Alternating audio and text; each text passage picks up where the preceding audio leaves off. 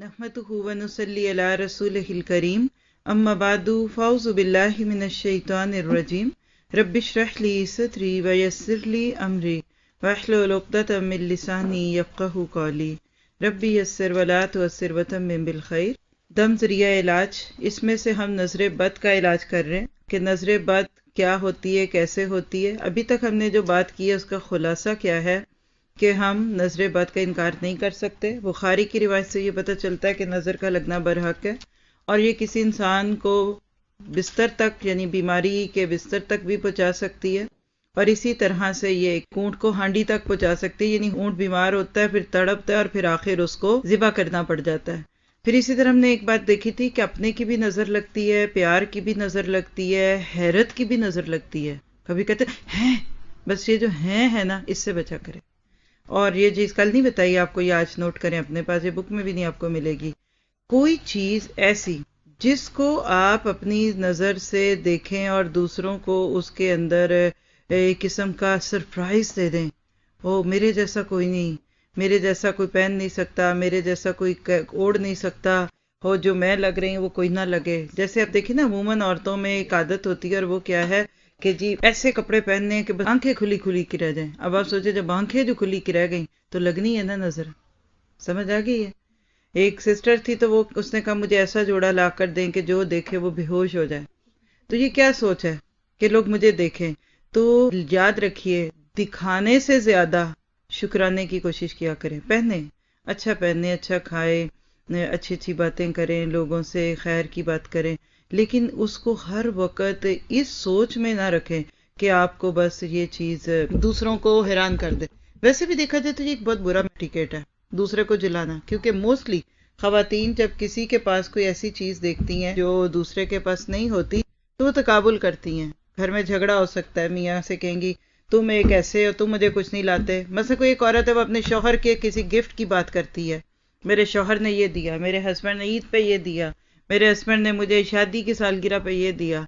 बहुत बड़े दिल वाले लोग हैं, वो होते हैं जिनको तरबियत जिनकी हुई हो, जिनको इस दुनिया से बेनियाज किया, वो कहते हैं दिया है तो कोई बात नहीं, इस फाइन, मेरा तो हस्बैंड ही मेरे लिए एक तोहफा है, मैंने बाकी चीजों को क्या करना, राइट। लेकिन अमूमी तौर पे इंसान में तकाबुल होता है, वो दूसरों के साथ अपने आप को जोड़ता है। तो डिस्प्ले से बचना है। हमने क्या चीज देखी थी कि नजर लगने से पहले के कामों में पहली चीज क्या थी कि हम दुआएं पढ़ें और वही सारी पेशबंदियां रखें जो हमारे लिए बताई गई। चलिए आप भी बताइए क्या दुआ है, जरा मिलके पढ़ें सारे।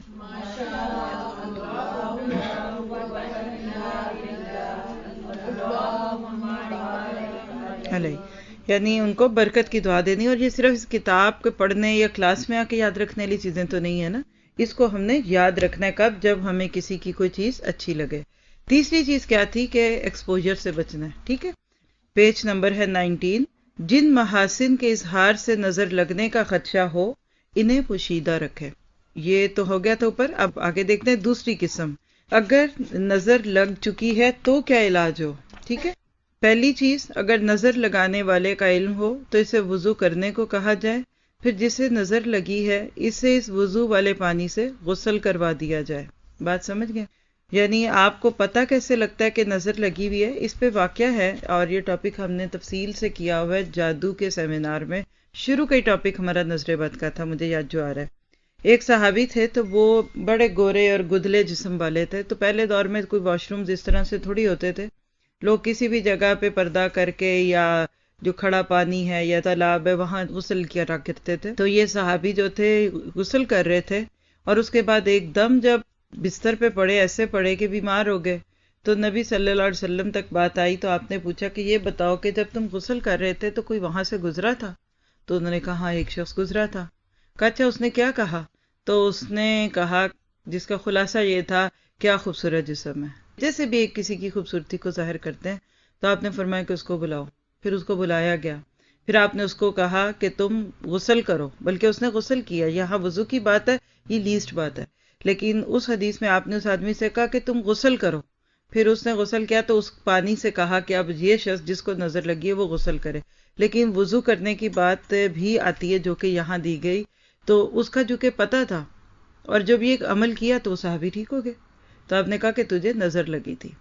तो जब तुम्हें अपने किसी भाई में कोई चीज अच्छी लगे تو بارک اللہ یا اللہم بارک اللہ یا کچھ بھی اللہم بارک کی دعائیں دیا کرو. تو پتہ کیا چلا، سمپل سی بات ہے، اگر نظر لگانے والے کا علم ہوا تو اسے وضو کرنے کو کہا جائے اور وہ وضو سے پھر غسل کیا جائے گا. اب یہاں تو یہ اتنی سی بات ہے، لیکن اس پہ میں نے جو بک یوز کی تھی جادو کے سیمینار میں، وہ عبداللہ بن باز کی تھی. اللہ تعالیٰ ان کو جنت نصیب کرے. آج سے کچھ سال پہلے فوت ہو گئے. نابینا تھے، فتاوا کمیٹی جو ہے سعودی عرب کی، اس کے وہ بڑے تھے. تو ان کی ایک بک تھی، آپ بھی آن لائن سے سرچ کر کے لے سکتے، جادو اور اس کا شرعی علاج. تو اس میں کچھ اور بھی اسی کے ساتھ چیزیں جو نقل کی تھی، اس میں یہ بھی تھا کہ اگر آپ کو کسی کا پتہ ہی نہیں ہے اب کیا کریں، تو بعض علماء، اب یہاں اس بک میں نہیں ہے اس لیے میں آپ کو صرف وہ جو علم میرے حد تک وہ دے رہی ہوں، اس کے بعد آپ کی مرضی جو مرضی کریں. کہتے کسی بھی نمازی شخص کو، کوئی شخص جو نیک ہے، عقیدہ توحید پہ ہے، شرک نہیں ہے، وہی چیزیں جو ہم اوپر پڑھتے آ رہے ہیں کہ یہ سب کرنے سے بندہ ویسے ہی بچ جاتا ہے، تو کہتے ہیں کہ کسی بھی نیک شخص کو کہا جائے کہ وہ وضو کرے اور اس کے پھر وہ وضو کے بچے ہوئے پانی سے اس شخص کو غسل کرایا جائے. تو یہ بھی علاج ہے. یہ اس صورت میں جب پتہ نہ ہو، اور آپ ہمارا کلچر کسی کو آپ کہہ تو دیں ذرا کہ آپ ذرا آئیے، آپ کی نظر لگی تھی میرے بچے کو تو وضو کر کے دیں، تو وہی مقدمہ بن جائے گا. یہ چھوٹی چھوٹی چیزیں صحابہ مائنڈ نہیں کرتے. اب وہ صحابی کو اللہ کے نبی نے کہا وضو کرو، انہوں نے کر لیا، مائنڈ ہی نہیں کیا. ہم سب کچھ کرتے ہیں لیکن ہم مانتے نہیں ہیں. ہم کہتے ہیں نہیں جی، لو میری نظر کیسے لگ سکتی ہے، لو میرے پہ شک کرتے ہیں، اچھا آج کے بعد پھر میں تمہیں ملوں گی نہیں، پھر تمہیں دیکھوں گی نہیں. تو ایسا نہیں کرنا. تو بہرحال یہ کہ یہ ایک علاج ہے. پھر اس کے بعد درجہ ذیل آیات اور صورتیں بکثرت تلاوت کی جائیں. کب کہاں کس طرح بیٹھ کے کرنی ہے اس کی کوئی ضرورت نہیں ہے جاننے کی. لمبے چوڑے وظائف ہیں. بعض لوگ ہیں جیسے ایک استاد اپنی مرضی سے کسی کو ہوم ورک دے دیتا ہے نا. میں آپ کو کہوں کہ اچھا یہ جو ماشاء اللہ لا قوت الا باللہ والی دعائیں آپ سب نے کل 10 دفعہ لکھ کے لانی ہے، تو یہ میرا کام ہے. یہ بات آپ بالکل اس کو سمجھیے گا کہ بہت سارے لوگ کچھ روحانی معالجین کے پاس جاتے ہیں جو قرآن سنت سے عمل کرتے ہیں، اور وہ آپ کو کوئی عمل مقرر کر کے دے دیتے ہیں کہ اچھا آپ عصر سے لے کے مغرب کے بیچ میں بیٹھ کے پڑھیں یا کچھ ہے. اب آپ کہتے ہیں کہ اس کی حدیث کیا ہے یا کیا چیز ہے، تو میں اس کو زیادہ سے زیادہ کیا سمجھ سکتی ہوں کہ یہ ایک استاد کا ہوم ورک ہے. مثلاً آپ دیکھیے کہ انٹینسٹی کم یا زیادہ کرنے سے چیز کا اثر ختم ہو جاتا ہے یا زیادہ ہو جاتا ہے. میری ایک بچی سے بات ہوئی تو وہ ڈسپینسری میں کام کرتی ہے، تو میں نے اسے کہا کہ کبھی کوئی تم سے غلطی بھی ہوئی، تو اپنا ایک تجربہ سنانے لگی کہ سیم دوائی تھی لیکن انٹینسٹی کا فرق تھا، تو میں وہ نہیں پڑھ سکی تو تھوڑی سی گڑبڑ ہو گئی تھی. ہو جاتی ہے نا، اور اس سے ریئیکشن ہو جاتا ہے. اب ایک استاد ہے، اس کو پتا ہے کہ یہ دعا اگر وہ 10 دفعہ اپنے ہاتھ سے ایک دفعہ لکھ لے گا نا تو اس کو کبھی بھولے گی نہیں. تو استاد کہہ دیتا ہے 10 دفعہ پڑھنا، نہ وہ یہ کہتا ہے کہ 10 دفعہ سے 11 پڑھی تو گناہ ہو جائے گا یا 9 پڑھ دی تو سنت نہیں رہے گی. وہ یہ نہیں دعویٰ کرتا کہ یہ سنت ہے، وہ کہتا ہے ایک ہوم ورک ہے. اس حد تک تو ٹھیک ہے، نو پرابلم. ایک خاص ڈوز دینی ہوتی ہے. جیسے ایک اور آگے بھی آپ پڑھیں گے کہیں نہ کہیں ایک چیز آئے گی کہ نبی صلی اللہ علیہ وسلم کے پاس ایک شخص آیا، کہا اللہ کے نبی میرے بھائی کے پیٹ میں بڑا درد ہے تو کیا کروں، تو آپ نے کہا کہ اس کو شہد دے دو. وہ گئے اور شہد دیا، اگلے دن پھر آئے، کہا پیٹ اور لوز ہو گیا، کہا پھر شہد دو. اب آپ دیکھیں ہم جیسے ہوتے تو باتیں کرتے، لو جی پہلے بیمار ہو گیا باپ، اور وہی کہہ رہے نہیں ہمیں کوئی اور چیز دیں. آپ نے کہا نہیں شہد دو. دوسرے دن پھر دیا، پھر واپس آ گئے، کہا اب تو اور بھی طبیعت خراب ہے، کہا پھر دو. 3 دن تک مسلسل آپ اس کو شہد دلواتے رہے. تیسرے دن آئے تو کہا میرے بھائی ٹھیک ہو گئے. تو آپ نے فرمایا کہ خاص مخصوص مقدار اس کے جسم میں شہد کی جانی تھی، اور جسم میں جو بیماری اور جو زہر کے اثرات تھے اس کو نکلنا تھا، تو وہ اس کے لیے 3 دن کا آپ نے عمل کرا دیا.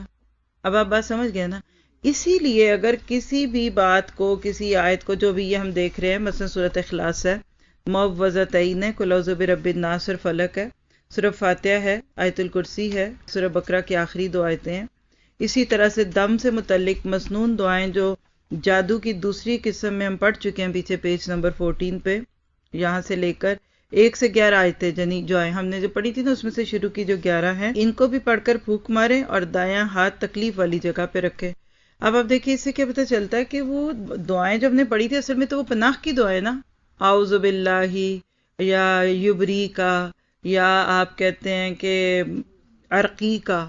تو جادو ہوگا تو اس سے شفا ہو جائے گی، اگر نظر لگی ہوگی تو اس سے ہو جائے گی.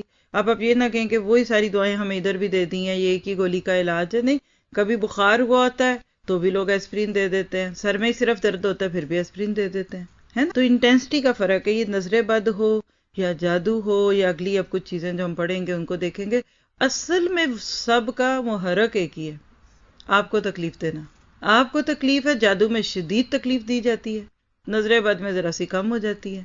یعنی یہ انٹینسٹی ہے، بیماری کا ایک ہی درجہ اور عموماً اس کا نتیجہ بھی ایک ہی نکلتا ہے، اور وہ کیا ہے کہ لوگ پھر اپنے کام کے نہیں رہتے. ٹھیک ہے، تو وہ ایک آپ نے جو دعائیں یاد کر لی، اور اگر واقعی آپ کر رہے ہیں اور تو آپ دیکھیں گے کہ آپ کو یاد ہو جائیں گی. اور جو چیز یاد ہوتی ہے نا وہ پھر بندے کی زبان پہ رہتی ہے.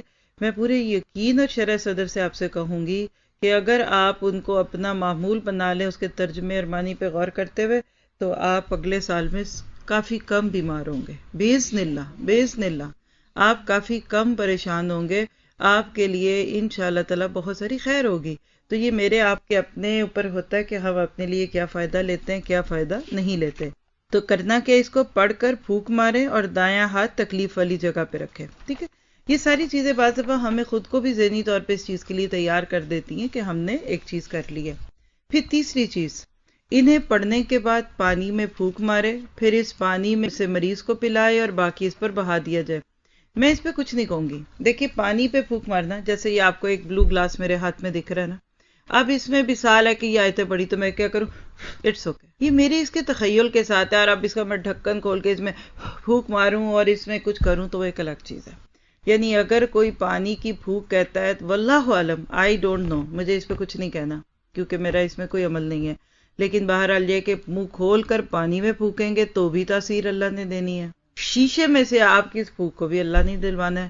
اللہ نوز دی بیسٹ. آپ میں سے جس کو جو کرے کرے، لیکن کسی کو فتویٰ نہ دے، کسی کے ساتھ اس بارے میں غلط باتیں نہ مشہور کرے کہ جس سے وہ لوگ پھر آپ سے چڑ کھانے لگے.